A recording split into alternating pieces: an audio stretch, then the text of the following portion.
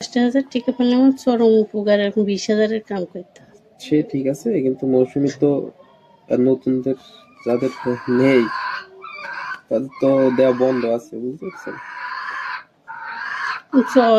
সব যেগুলো দিছ সেটা তো দিছ, এটা আমার একটু খুবই সমস্যা। এখন 10,000 টাকার জন্য আবার এখন অন্য সমিতি ঢুকি বেড়াবো।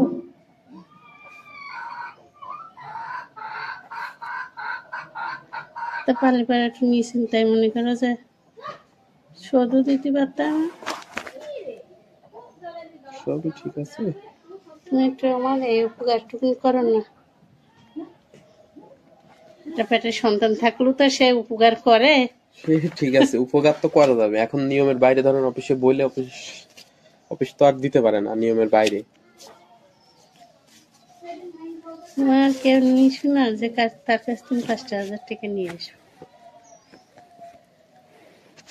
আমার বলতে কেউ নেই। এখন 5,000 টাকা দে, মাসখানেক পরে দেবো, সেরকম দেওয়ার মতন সেরকম লোক নেই। নেই, সেরকম লোক কেউ নেই।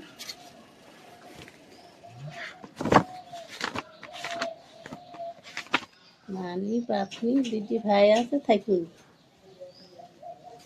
খোঁজ নেয় না।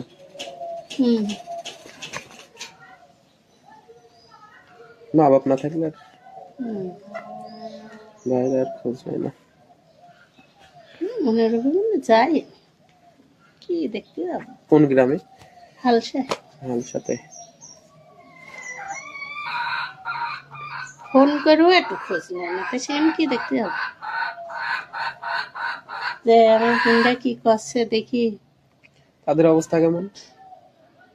তাদের অবস্থা মনে করো ছোট ভাইটার একটু আমার মতন, বড়টা চলাচল ভালো, ছেলে বিদেশ খাটছে, আর এক ছেলে ট্রাক চলা বেড়াচ্ছে, ওর অবস্থা ভালো।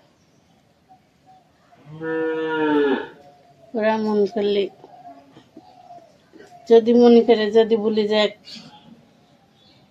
50,000 টাকা দে, মন করলে তাইও দিতে পারবে, দিবি না?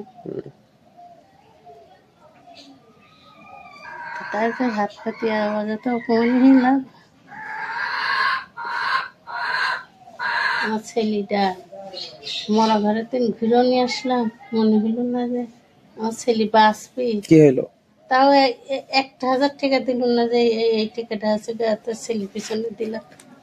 দেখতে এসেছিল? দেখতে আসছিল।